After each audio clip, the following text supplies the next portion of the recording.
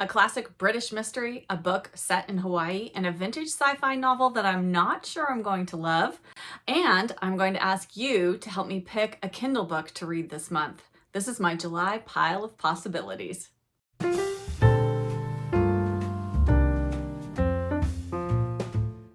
Hello book friends, I'm Jen and welcome to my reading life.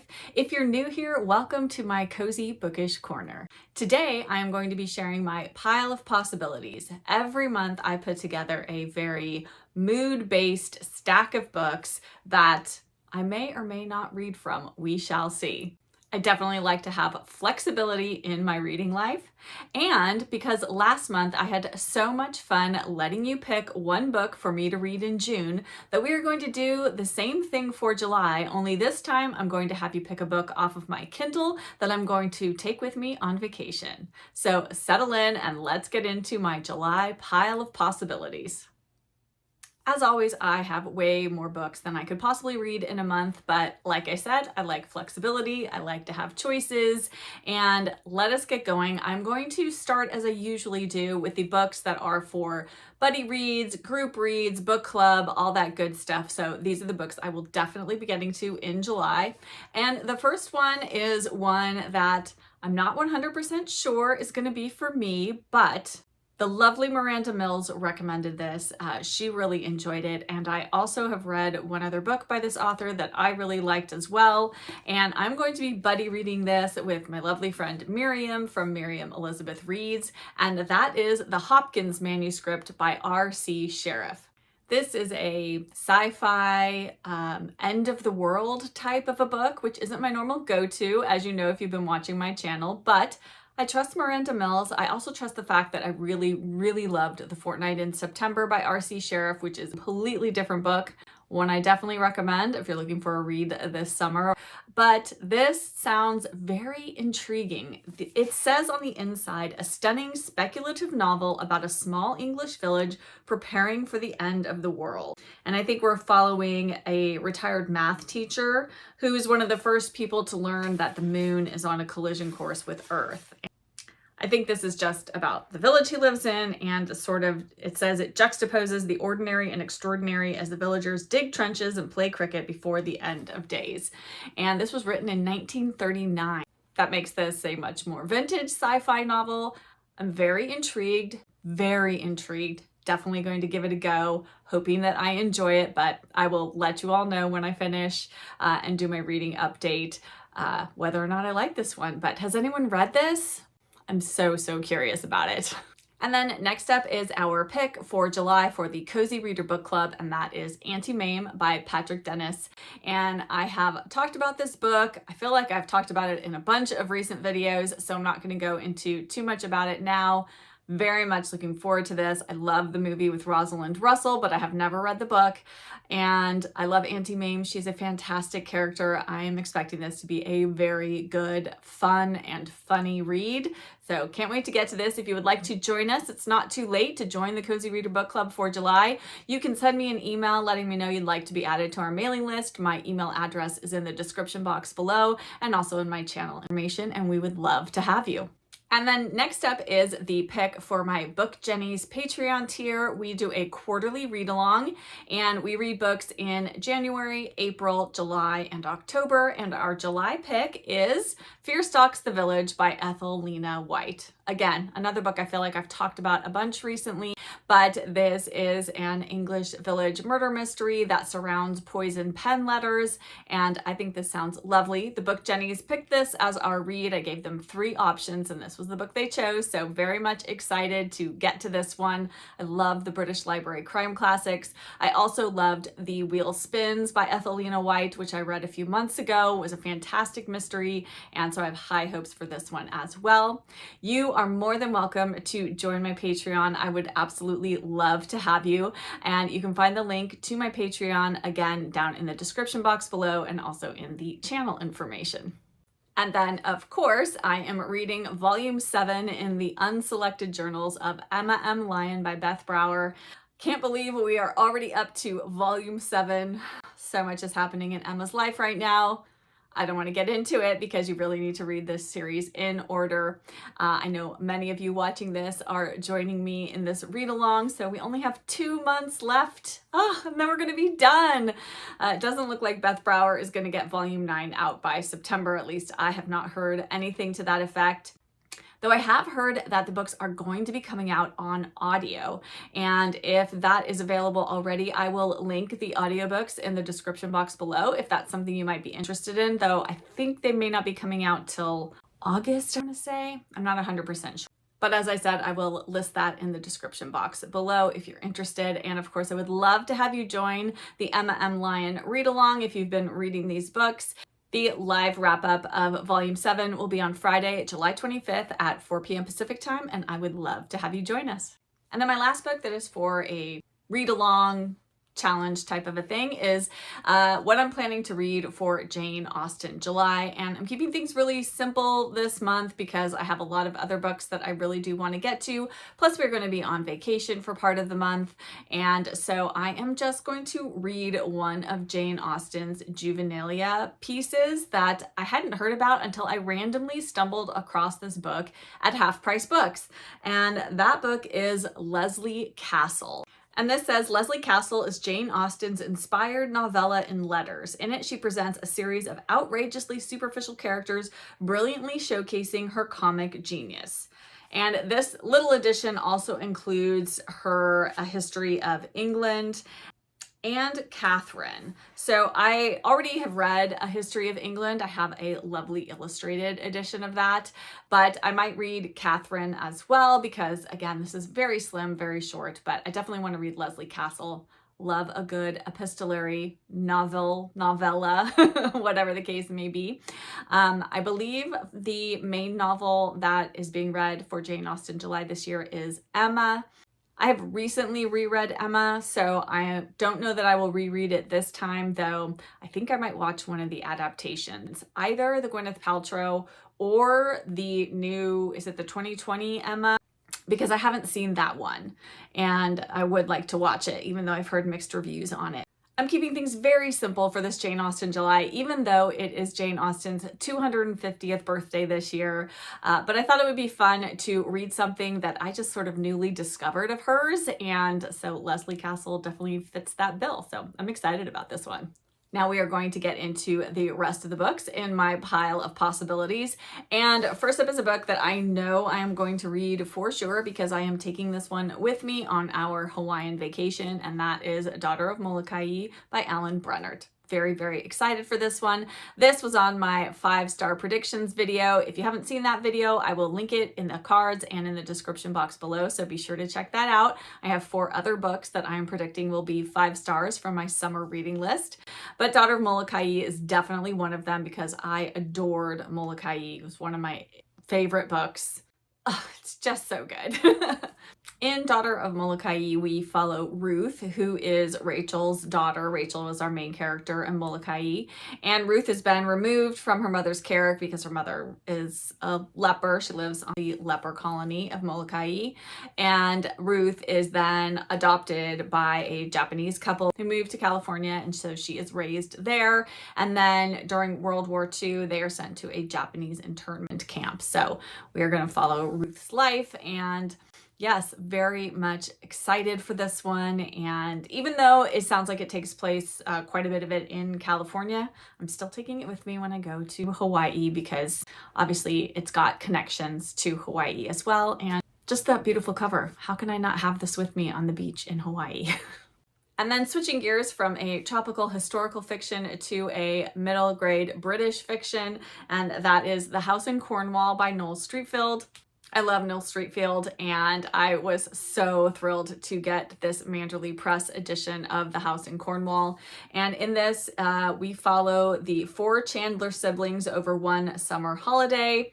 They've been sent to stay with a long-lost uncle in Tregon Hall, his grand old house near Truro in Cornwall. I think this sounds absolutely perfect for summertime and Cornwall and a summer holiday and kids being free to be kids. And there is a quote on the back here from Lucy Mangan that says, "Cornwall is not so much a setting as a state of mind. It is shorthand for sun, summer, and sand." That just sounds perfect, doesn't it? So I'm going to be hopefully taking myself off to Cornwall in July. Next up, I was feeling in the mood for a mystery, and one of my favorite mystery series that I want to continue on with is the Ruth Galloway Mysteries by Ellie Griffiths. And next up for me in the series is The Ghost Fields. And it says on the back that it's a blazing hot summer in Norfolk. So right away, I said, yes, I'm going to pull this out to read in July. I adore Ellie Griffiths' writing, and I absolutely love Ruth Galloway. She is one of my favorite main characters in a mystery series. She's acerbic and smart and plucky, and she's just the best. I just love Ruth so much. She is a professor of archaeology, and she just gets involved anytime they find remains that might be of archaeological significance.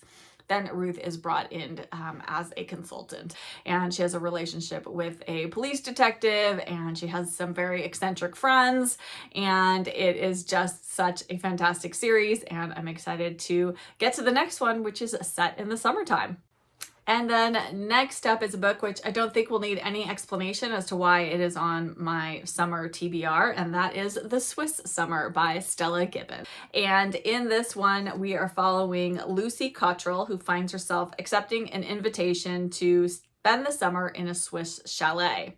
And she's accompanied by Frida Blandish, and she doesn't know her very well. They are charged with inventorying the contents of this chalet, but it sounds like there are some distractions that were going to come up for them. Maybe there's a little bit of romance. And yes, so I am very much looking forward to reading this. I love Stella Gibbons's writing, and yeah, this one just seems like another perfect summer pick. And then the last of my physical books that I'm going to talk about today is a Persephone book that I've been wanting to read ever since I heard Miranda Mills talk about it. And that is One Afternoon by Sean James. And I really want to read this because Miranda compared it to a Rosamund Pilcher novel. And that just sounds perfect. I love Rosamund Pilcher and anything of that ilk. No idea what this is about. No idea if it's set anywhere near summertime. If anyone's read this, let me know. But regardless, I am really hoping to get to this one in July. If I don't get to it in July, I am pushing it off onto my August TBR and putting it at the top of my stack because I really want to read this one. One of my reading goals for this year was to read more books off of my Kindle, and I've read a few. I think I've read about a half dozen books off of my Kindle so far this year, but I would like to bump that number up a little bit more. And if you're curious about how my 2025 reading goals are going, I'm going to be doing an update on my Read My Shelves challenge. If you don't know what my Read My Shelves challenge is, I will link that video here in the cards and the description box so you can check that out.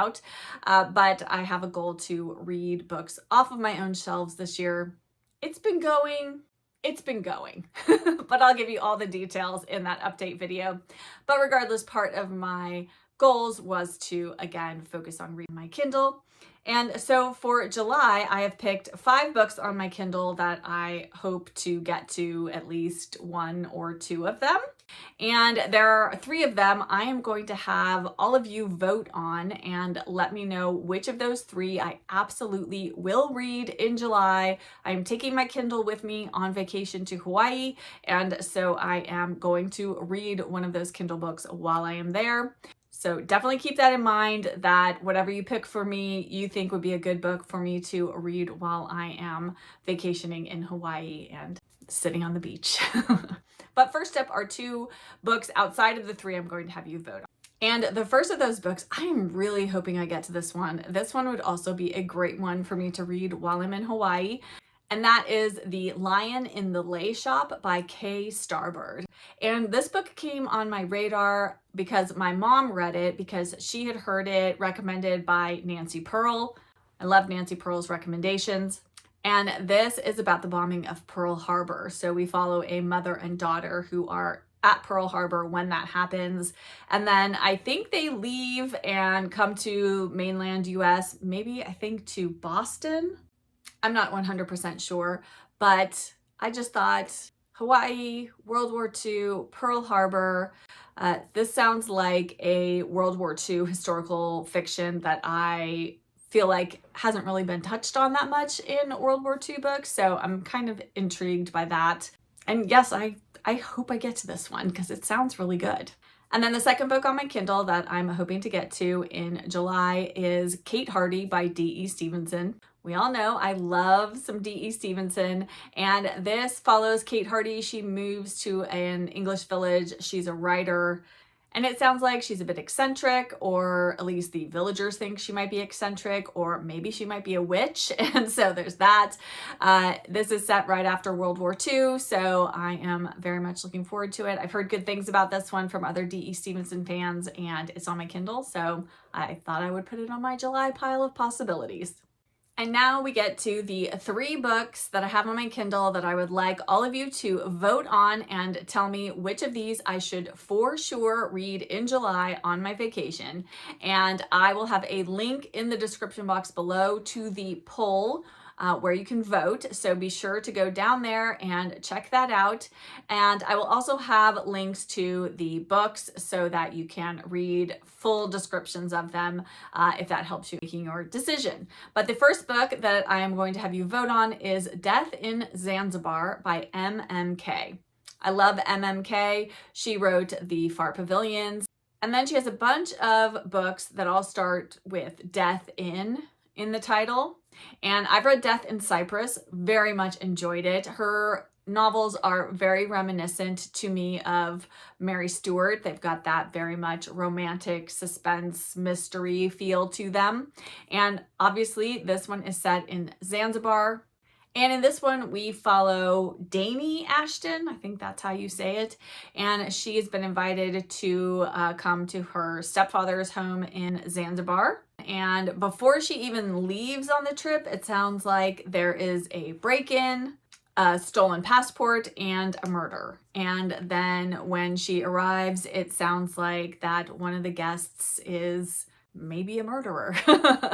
And so we're gonna follow along. So it sounds like it's gonna be very suspenseful, and I love romantic suspense novels that take place in exotic locations, and I always think it's fun to read about exotic locations during the summertime.